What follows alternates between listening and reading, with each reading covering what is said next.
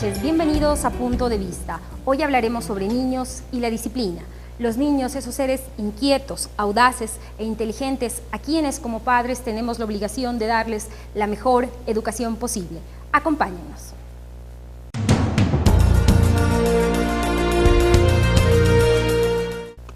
En el primer panel de hoy contamos con la presencia de Magali Córdoba, psicóloga infantil y educadora parvularia.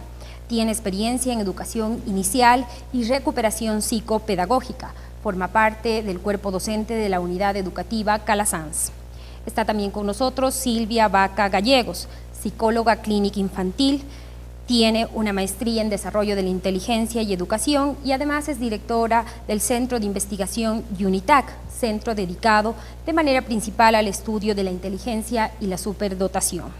También nos acompaña Georgina Torres Molina, doctora en Ciencias de la Educación, magíster en Administración Educativa, educadora de jóvenes y adolescentes por más de 25 años y es la vicerrectora del Colegio Eugenio Espejo de nuestra ciudad.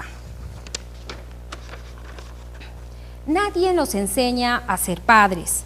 Es un reto que hay que vivirlo día a día y escuchar de quienes se dedican a la educación. Es el tema que nos plantea el primer reportaje al inicio de este programa.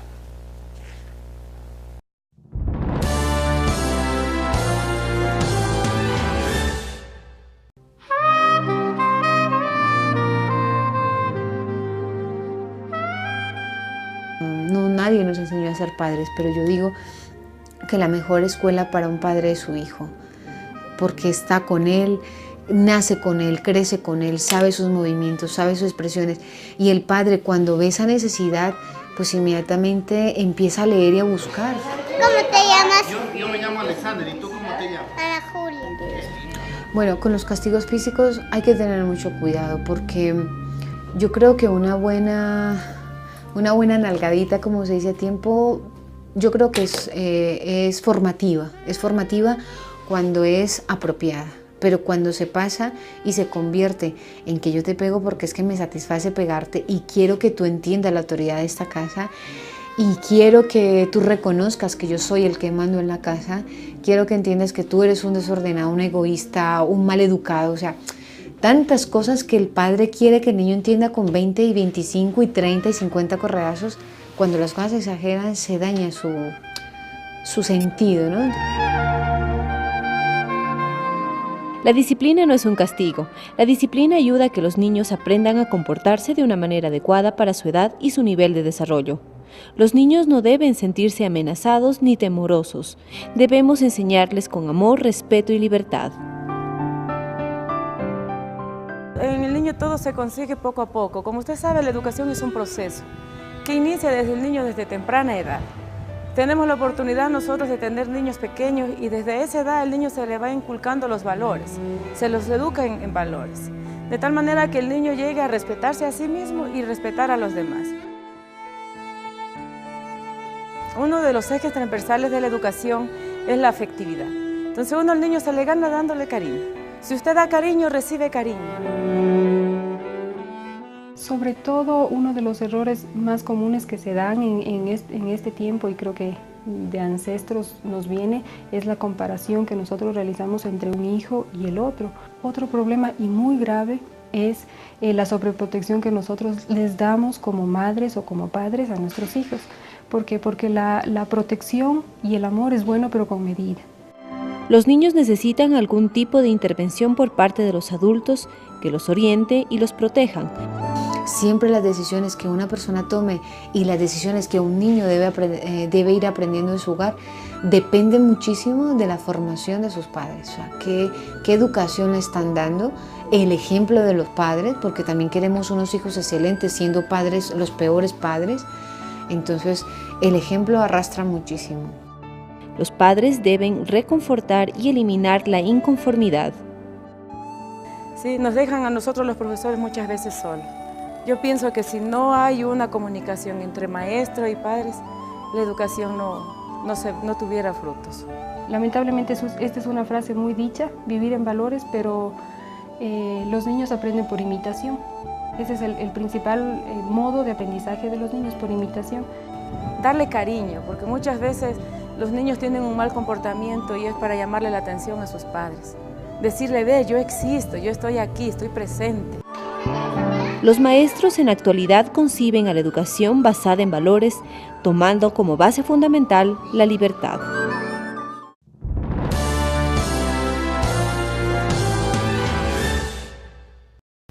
Magali, buenas noches, bienvenida. ¿A qué edad los niños necesitan conocer normas de disciplina? Bien, buenas noches, muchas gracias por la invitación. La edad, nosotros manejamos como una cronología o una evolución de acuerdo a la disciplina.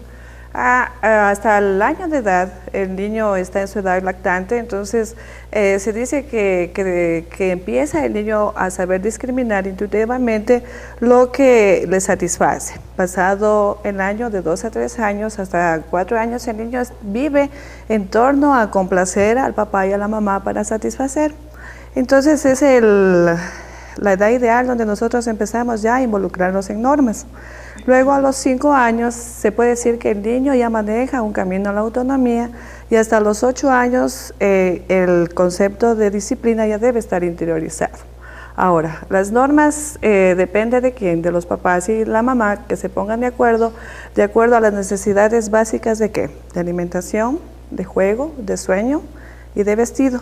Y cuando ya está involucrado en un sistema de educación formal, obviamente las normas están involucradas también a las tareas. ¿Qué hacer para que los niños no vean a la disciplina como un castigo? Es que la disciplina no es castigo. Nosotros como padres de familia a veces confundimos la disciplina como el hacerse respetar, y hacerse respetar es castigar y decir, bueno, aquí se hace lo que yo digo, ¿no? Entonces, nosotros como padres de familia, especialmente en esta época que estamos viviendo, que los dos padres trabajamos, que estamos allá y acá, y siempre ponemos a nuestros niños a cuidado de terceros, lo importante es de que nos pongamos de acuerdo, o sea, decir, bueno, las horas de comer son ahora, sí, pero no diciendo, es hora de comer, ya son las 8 de la noche o son las 9 de la noche y ya tienes que acostarse. Entonces, más bien es como que jugar con la magia de los niños y decir, bueno, o sea, es la hora mira, el reloj ya son las 9 de la noche y tenemos que dormir, ¿sí? ¿Hasta qué punto es saludable que los niños perciban a sus padres como autoridades? Siempre es necesaria una autoridad. En toda situación o en toda sociedad o en todo conjunto de personas siempre hay una cabeza, y la autoridad es una cabeza. Sino que nosotros tenemos que vincular bien el término que es autoridad. Autoridad es saber dirigir y disciplina es saber enseñar. ¿Enseñar a qué? A comportarse, y luego para saber entrenarlo al autocontrol, es decir, a la forma de autorregularse. ¿Qué pasa cuando las normas impuestas por la madre en algunos casos no son compartidas por el padre o viceversa? Bueno, ahí hay una revolución, porque si yo pongo una norma y luego viene mi esposo o el papá y viene y la desautoriza, entonces no estamos hablando de una común unión, como debe ser el matrimonio, ¿no? Porque en ese caso la mamá quedaría como mala y el papá como bueno, el papá o viceversa. Entonces, por eso tiene que haber mutuo acuerdo, y nosotros sugerimos mucho que se pongan en común acuerdo cuáles son las reglas básicas.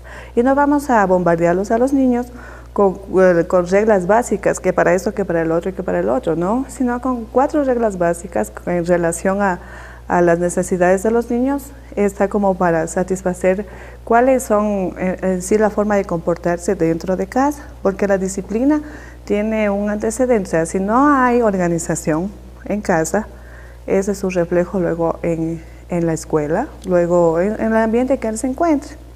Por eso es muy importante que papá y mamá se pongan de acuerdo. Y no es necesidad de que si el uno cede o el otro no cede, es que van a perder o son sumisos o falta de personalidad, sino es un común acuerdo, una convivencia de ideas en beneficio de los niños.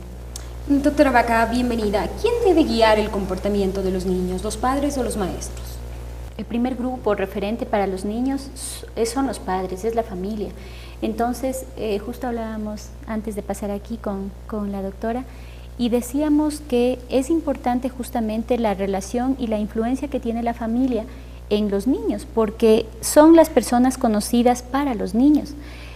aunque los maestros tengan un papel importante en la educación, pero no nos olvidemos que son personas transitorias en la vida de nuestros hijos y que aunque van estableciendo relaciones afectivas, pero no es una relación afectiva y permanente como somos los padres. Entonces, difícilmente un niño, por ejemplo, que es lo que pasa, digamos, en consulta psicológica muchas veces, que los niños no pueden o no captan la disciplina en las escuelas, en la escuela, con el maestro. Y cuando uno se ve la vida, la historia familiar de ese niño pues no tiene reglas claras, no tiene normas establecidas en su casa, difícilmente puede captar de algo externo que es la escuela. ¿Cómo sacarle el jugo a ese valor de la afectividad cuando los padres hoy en día trabajan 10, 12 horas y prácticamente en la mayoría de los casos llegan cuando los chicos están dormidos? Se habla mucho de la calidad del tiempo, pero realmente yo creo que es importante reflexionar y no dar recetas, porque no existe receta para ser papá, pero sí algunos lineamientos o estrategias de qué es la calidad de tiempo. ¿Qué es calidad de tiempo en educación? Yo creo que la calidad de tiempo es de ser oportuno en lo que yo quiero y en lo que el niño requiere.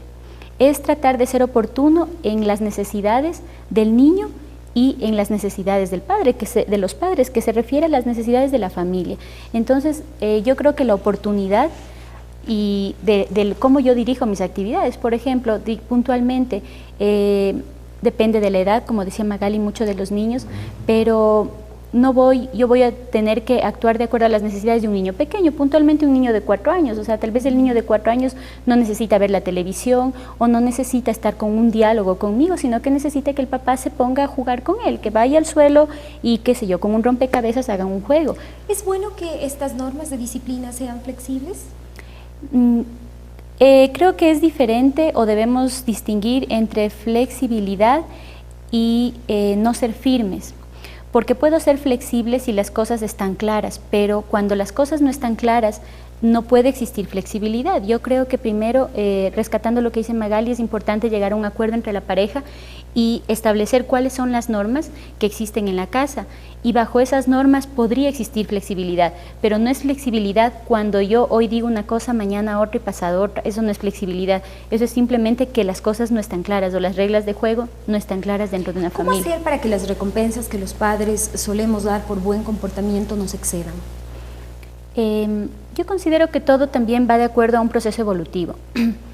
En un momento determinado, los niños en las primeras edades necesitan mucho una recompensa externa, ¿sí? Una recompensa externa, pero siempre con una mediación o digamos con ¿Qué es una recompensa externa para que nuestros televidentes les Una recompensa externa, lo que creo que todos hemos hecho como papás o como maestros. Si te portas bien, nos vamos a ir al parque, o si tú haces esto, te voy a dar un dulce o el cuento que quieres. Considero que esas recompensas externas son necesarias en unas primeras edades, pero siempre detrás o junto, no detrás, de una explicación de por qué es importante hacer eso. O sea, por qué es importante meter los juguetes o tener un orden dentro de la casa, que es lo que yo considero que la disciplina es un estilo de vida. Porque si ahora hacemos niños disciplinados, vamos a tener adultos disciplinados, y la disciplina no es más que tener orden y sentido en lo que hacemos, en todo momento. Entonces creo que en las primeras edades es importante, porque si yo me siento con un niño de 4 años, por poner con la misma edad, a decirle, mira, es que es importante el orden, que tengas tus juguetes, porque tu mamá se sacrifica mucho, etcétera, etcétera, el niño no lo entiende, por su mismo desarrollo cognitivo y emocional todavía inferior. Pero yo con un adolescente de 16 años no puedo permanecer o continuar dándole solo recompensas externas para que él haga las cosas. Vamos a hacer nuestro primer corte comercial. Al volver, 3 niños lojanos nos contarán sus impresiones y sus experiencias sobre la disciplina impuesta por sus padres y sus maestros.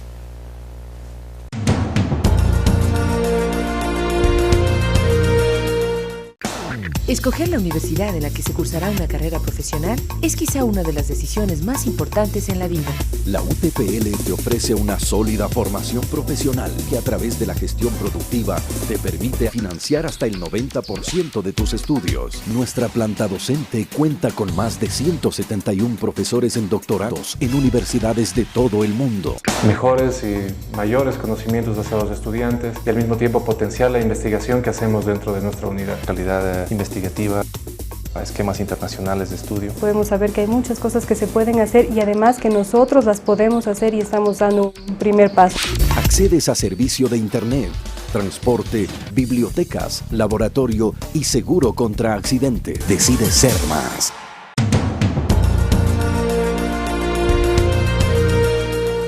Hoy hemos querido dar un giro en este programa. Creemos que si vamos a hablar de la disciplina en los niños, su opinión es importante. Por eso hemos invitado a Amaru Ramón Salcedo, a María Belén Jaramillo Loaiza y a Yuleidy Paute. Con ellos hablaremos sobre la disciplina. Pero antes de dar paso a su pensamiento y a su opinión, veamos un sondeo que el equipo de Punto de Vista realizó sobre lo que piensan algunos niños lojanos sobre las normas impuestas en su casa y por sus maestros.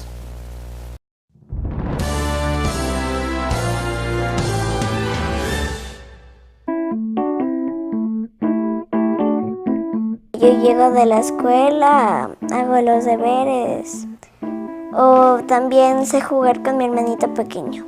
Yo dedico mis canciones a mis amigas o a mi familia. Sé jugar deporte, también ejercicios mentales.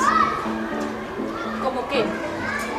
Como así juegos de como párame la mano, también hacer competir, digamos, como competir haciendo ejercicios. Al sub y baja, a las topadas.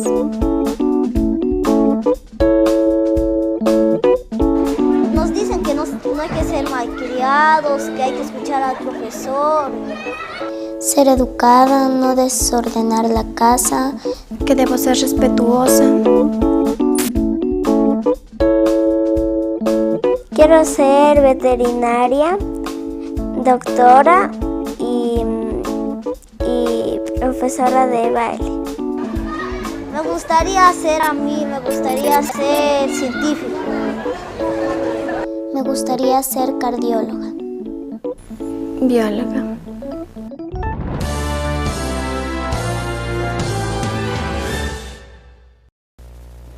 Amaru, ¿cómo estás? Bienvenido. ¿Cómo te sientes? Me siento bien. ¿Quién pone las reglas en tu casa? Mis padres y mi mamá. ¿Hay alguna regla que no te guste, que te gustaría cambiarla? No, porque yo conversamos con mi mamá si es que me parecen bien, si es que tuviera que cambiar en algo mi mamá o mi papá, y yo les digo lo que yo creo que tienen que cambiar. ¿Crees que las reglas te ayudan a crecer feliz? Sí, porque sí voy a poder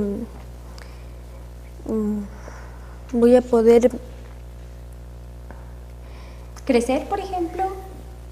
¿Alcanzar tus metas? Sí. Gracias. María Belén, ¿qué es la cosa más linda que recuerdas de las reglas que tus padres te imponen? ¿Que me imponen? Por ejemplo, te dan espacio para que puedas jugar, para que hagas los deberes. ¿Cómo es tu vida después del colegio?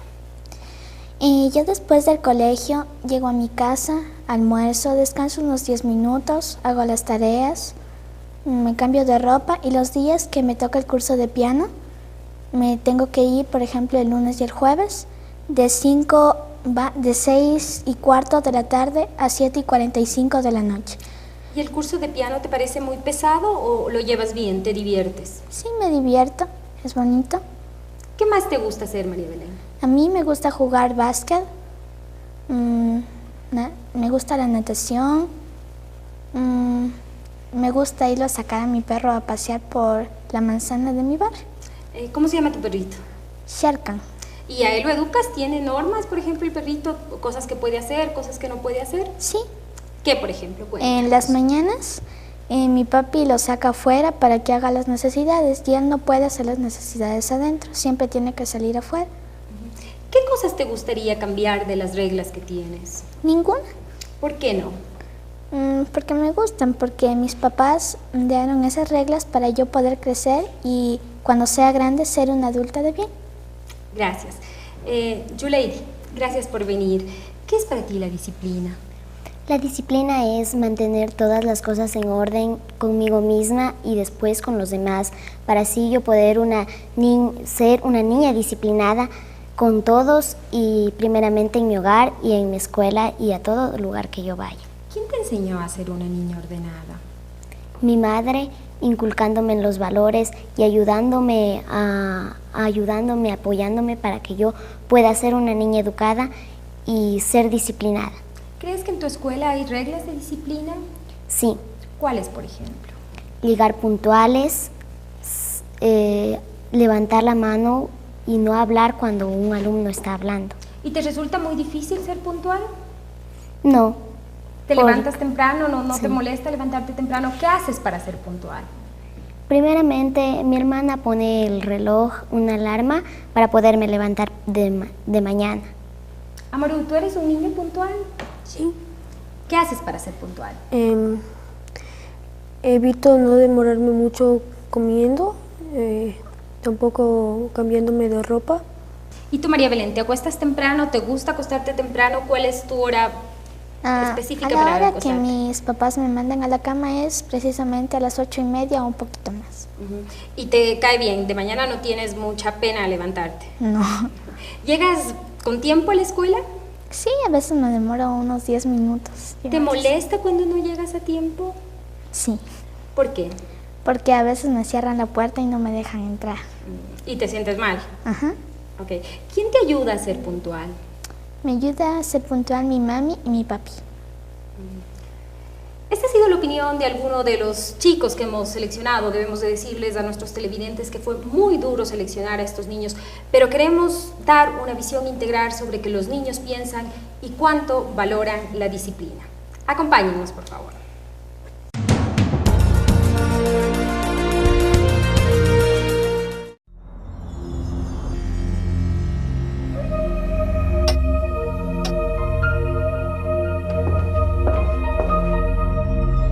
Nuestro sueño es continuar abriendo nuevos caminos en educación a distancia, empezando por el tuyo. Universidad Técnica Particular de Loja. Decide ser más.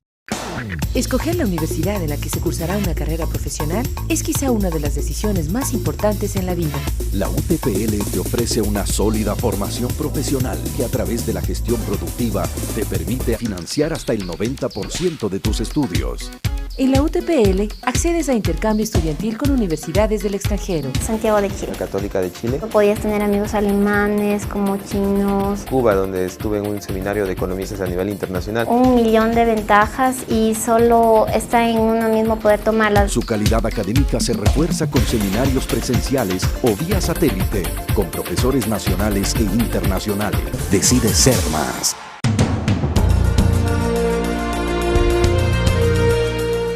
La educación en valores parece ser un tema de moda. Es una visión educativa que exige compromiso y, por sobre todas las cosas, el ejemplo. La educación en valores es el tema del tercer bloque. Magali, ¿por qué debemos educar en valores? Porque es el mecanismo importante, necesario para saber vivir bien. ¿Y qué es saber vivir bien? Es desenvolverse de acuerdo a las necesidades que la sociedad ahora demanda. Ahora, tenemos que estar de acuerdo que no es que no hay valores actualmente, porque dicen los jóvenes no tienen valores, los niños ahora tienen pocos valores, sino que estamos frente a una nueva sociedad donde demanda valores un poco más pulidos o valores que necesiten un poco más de eficacia y eficiencia. ¿Los valores se imponen o se aprenden por imitación? Los valores primero se viven. O sea, se viven uno como padre, como maestro, tiene que ser el verdadero testimonio. Y no le puedes decir a un niño, sé puntual, sé educado, si tú no lo eres. Entonces, si no hay un testimonio de vida, entonces es casi difícil que el niño aprenda. Mejor dicho, yo diría que es imposible. ¿Cuáles son las principales características de la educación en valores? Bueno, principalmente la educación en valores, digamos que no debe ser una oferta. No debe ser una oferta de mercado, sino una oferta más bien vinculada a un quehacer educativo, o sea, a una forma donde el niño va a hacer su vida en forma más agradable, en una forma más armónica. Entre las características principales es de que el niño se sienta bien con lo que él practica. ¿Qué recomiendas como educadora para que los padres que no tienen visión educativa no caigan en esa oferta y confundan la educación en valores? Más bien, de acuerdo, o sea, tienen que estar de acuerdo a las necesidades que ellos tienen o mirar un poco la visión o la misión que tienen como padres de familia para sus hijos. Y pedir cuando vayan a una institución educativa, bueno, ¿usted qué me va a dar si yo le voy a dar a mi hijo? O sea, ¿qué me va a dar? ¿La educación privada es garantía de una educación en valores? Yo creo que sí. Y también la pública, también creo que sí, de acuerdo, todo depende de la autoridad o de la cabeza y del equipo que trabaja dentro de una institución. ¿Cuándo los padres deben de interrogarse si sus hijos están siendo educados con valores? Nosotros damos, o sea, como que endosamos a la escuela quién va a enseñar los valores. No, la escuela digamos que es un refuerzo de aquello, porque los niños vienen con valores. Obviamente no tenemos que olvidarnos que la antesala de los valores son las normas y las normas es amiga íntima de la disciplina. ¿Y de dónde saca una norma? Es a través de la rutina y de los horarios que no que se impongan, sino que se acuerden dentro de familia para luego que vaya a la escuela. Doctora Vaca, ¿qué es mejor, educar para el desarrollo del espíritu o para el desarrollo de la inteligencia? Yo considero que no se puede hablar de pensamiento sin hablar de espíritu y sin hablar de afectividad, porque el ser humano somos un ser completo, íntegro, y realmente creo que para todos está claro la diferencia que existe con los animales, que pueden tener inteligencia básica o pueden tener emociones, pero no tienen una espiritualidad. Entonces yo creo que no se puede hablar de solamente potenciar un área, sino potenciar a la vez todo. Eso es tanto un reto, porque considero que es un reto para los padres y para la escuela, pero definitivamente debe haber una alianza, digamos que una alianza estratégica entre ambas instituciones, entre ambos grupos para poder fomentar esto. ¿Cómo se estimula esa espiritualidad? Yo considero que es importante en la espiritualidad, sobre todo, dejar que el niño se conozca o enseñarle a que el niño se conozca a él mismo y enseñarle a conocer a los otros. Hablábamos en algún momento con un grupo de maestros que a nadie o a muy pocas personas creo que se nos enseña a querer, nos enseñan matemáticas, lenguajes, ciencias, etcétera, pero en muy pocos establecimientos y en muy pocos hogares se enseña a querer a las otras personas y a entender a las otras personas, no a leer solamente los libros o la lectura cotidiana, sino a leer las emociones, las expresiones, los deseos, las necesidades de los otros, y que de alguna forma me enseña a entender al otro, y eso también me va enseñando a entenderme a mí mismo. ¿Qué hacer para que la educación en valores no se convierta en una especie de paternalismo? Yo creo que realmente no debemos confundir, como tú dices, el paternalismo con una educación en valores. Yo creo que es importante que la educación en valores sea vivenciada desde el hogar. Yo me mantengo que es muy importante el papel de los padres y del entorno inmediato de los chicos, que es su familia. Entonces realmente los valores, primero que siempre se habla del desarrollo del pensamiento, ¿no? Y se dice, los niños a 1 año pueden caminar, a los 2 años pueden hacer esto, a los 5 pueden sumar, a los 7, etcétera. Pero nunca se habla de un desarrollo también en valores. Y ese desarrollo en valores, yo difícilmente le puedo decir a un niño de 5 años que incluso entienda lo que es el respeto, por ejemplo, al otro. Sí, muchas veces ni siquiera sus propias emociones de rabia o de alegría se saben controlar. De su experiencia profesional, ¿dónde se centran las preocupaciones de los padres? ¿En esta educación afectiva o en la educación de la inteligencia? ¿Cuánto más sabe? ¿Si sabe leer? ¿Si sabe sumar? ¿Qué prima? Yo creo que lamentablemente en este mundo que a veces nos exige una competitividad tal vez mal llevada, prima mucho el desarrollo del potencial de aprendizaje, de pensamiento, de inteligencia, quién sabe más, quién puede más, pero cada vez las investigaciones nos demuestran que una persona que cognitivamente desarrolla o va desarrollando, digamos que puede desarrollar bastante, si no tiene un soporte afectivo, emocional, espiritual y social, no va a poder realmente desarrollar y mostrar y dar productos creativos o productos que sirvan a la sociedad, porque somos un ser social y un ser espiritual de naturaleza. ¿Dónde quedan los valores en la sociedad de consumo en la que vivimos? Los valores, yo creo que en valga el repetir la palabra, en una desvalorización del verdadero significado de lo material y de lo humano, porque al fin y al cabo una sociedad de consumo está dando más valor a lo material y no a lo que realmente es el ser humano o a las necesidades primordiales que no solamente son materiales, sino un poco más al tener que al ser. Doctora Torres, ¿qué pasa cuando la educación en valores que se esfuerza el sistema educativo no es reforzada en el hogar? Yo creo con Fernando Sabater que los niños crecen como la hiedra en la pared. Y esa pared son los adultos, los educadores, las personas que están junto a los niños, que son los que le dan la seguridad, son los que le dan la firmeza. Yo creo que los niños y los jóvenes son personas en proceso de construcción y que en esa construcción es muy importante la presencia de los adultos, de cómo ellos se comportan y qué es lo que hacen. Yo creo que tal vez en la educación tradicional hubo mucha tendencia a considerar a la disciplina como un fin en sí mismo, y entonces se imponían castigos muy crueles para que hayan normas y para que se formen a los niños en valores. Pero como que la sociedad en cambio ha actuado como un péndulo de esta extrema forma de enseñar disciplina a un todo motivación, todo diálogo, todo premios, que es irnos como al otro extremo. Creo que ninguna de estas dos formas de actuar son positivas. ¿Es saludable que eduquemos a nuestros hijos bajo los mismos métodos y normas con las que fuimos educados como padres? De ninguna manera. Yo creo que la educación tiene que adaptarse a lo que está sucediendo en el entorno. Creo que nuestros padres no tuvieron mucho la oportunidad de ver televisión. Estos chicos nuestros pasan en un entorno totalmente diferente porque esta televisión ingresa al hogar y pues allí es donde los jóvenes aprenden muchas cosas. Yo creo que es importantísimo que los padres sobre todo eduquen con el ejemplo. Los educadores siempre estamos diciendo lo mismo. No se puede decir una cosa y hacer otra. No mientas y el padre mentir. Es decir que el ejemplo es lo básico para la formación en valores.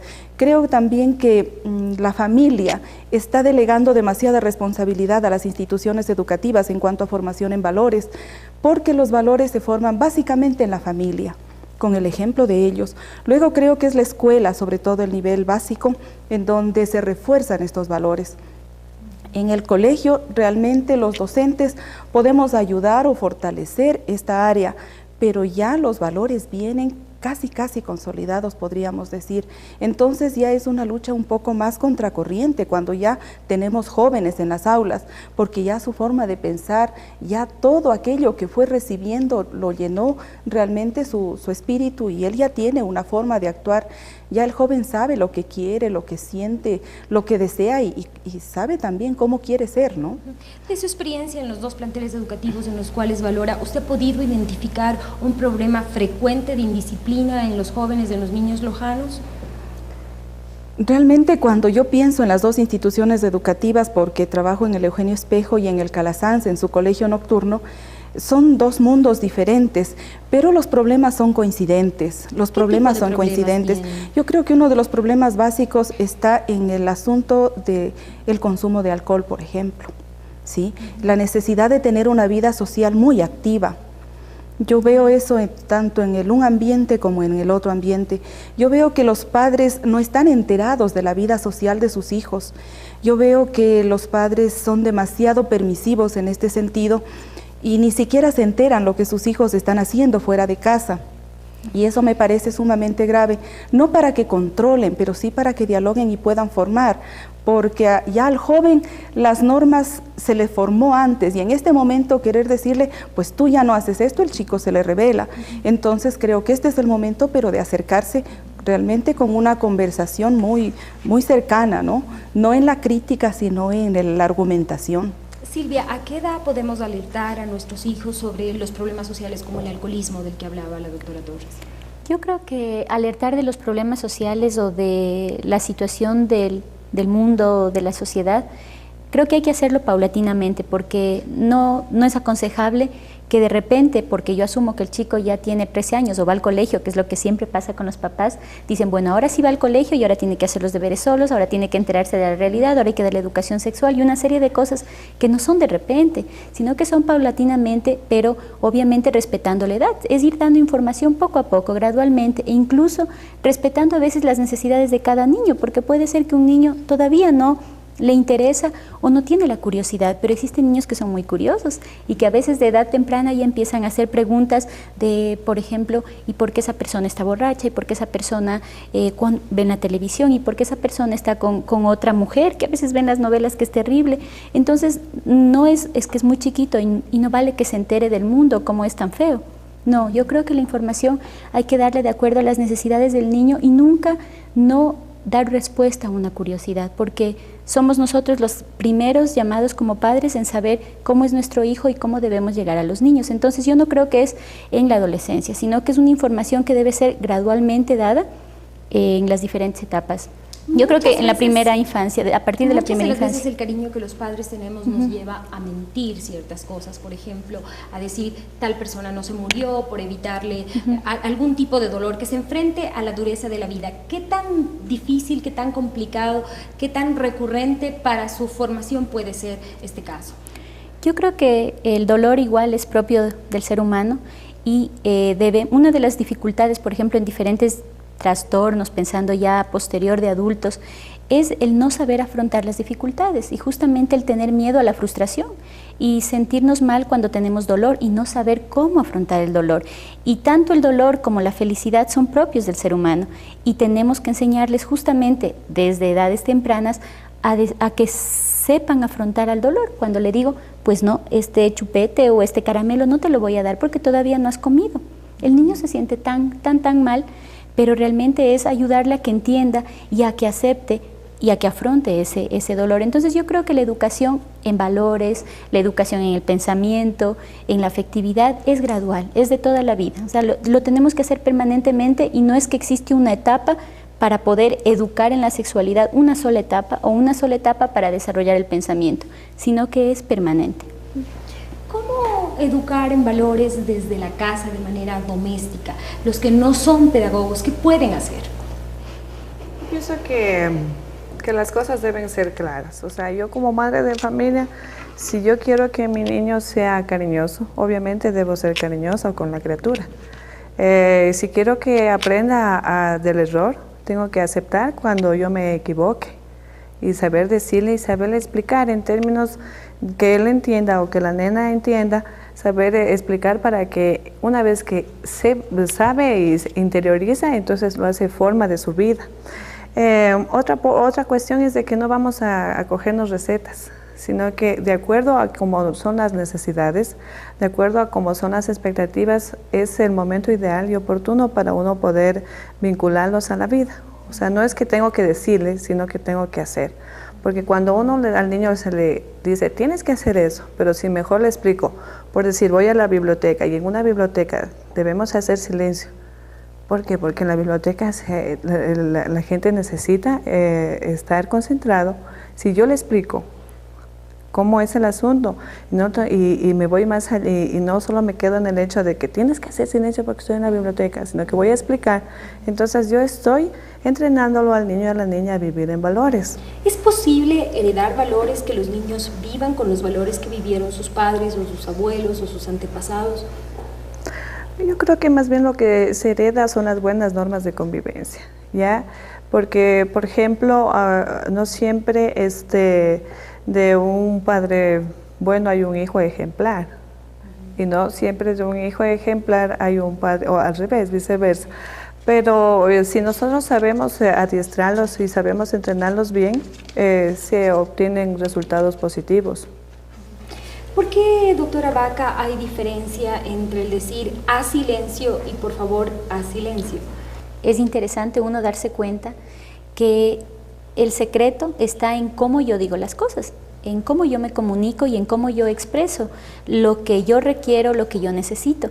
Entonces, creo que es importante que tanto padres como maestros aprendamos o por lo menos tratemos de revisar, de investigar, de estudiar un poco más sobre las mejores formas de comunicación.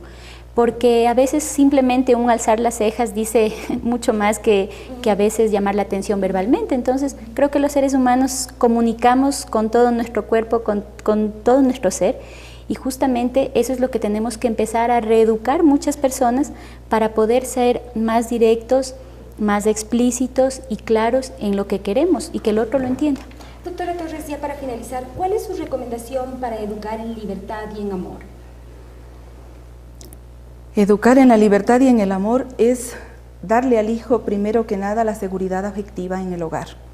Cuando ellos sienten, cuando los niños sienten que tienen un papá y mamá que actúan de manera conjunta, cuando los niños tienen una madre que les sabe dar cariño, cuando las normas son claras, cuando es posible que haya un diálogo y una comunicación permanente de padres a hijos, yo creo que podemos sentir la seguridad de que se está educando en valores. Pero sobre todo yo creo que no se educa ni con la ciencia, ni con buenas técnicas, ni con buenos métodos, ni con excelentes libros, ni en excelentes entornos.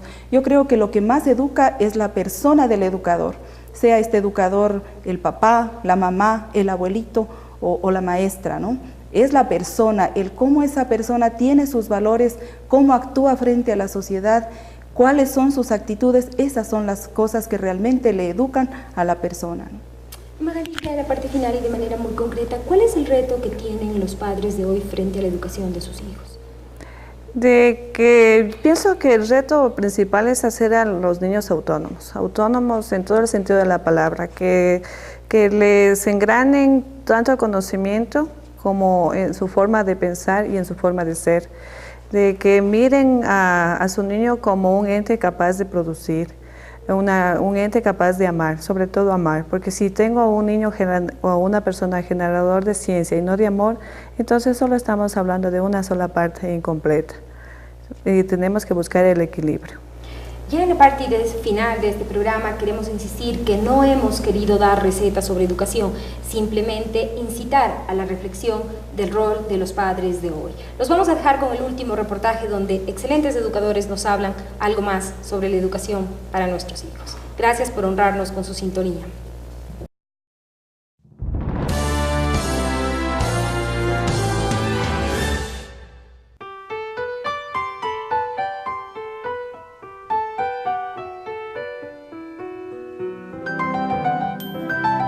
Bueno, pues los niños en esta edad tan temprana esperan que los papás los quieran mucho, que los comprendan. Por lo general los niños lo que quieren es que los papás no les pongan reglas. Ellos lo que quieren es divertirse sobre todo. A pesar de esto, al mismo tiempo, ellos exigen que los papás les pongan cierta disciplina. Aunque no lo digan, ellos necesitan esa disciplina para poder desarrollarse coherentemente en todos los espacios de su vida. Siempre debe de haber reglas para tener un equilibrio. Sin disciplina personal no existe educación, sin disciplina institucional tampoco. Aquí tenemos un horario en el cual tanto el personal docente, padres de familia y alumnado lo cumplimos. El rol de los padres dentro de la escuela sería específicamente de colaboración.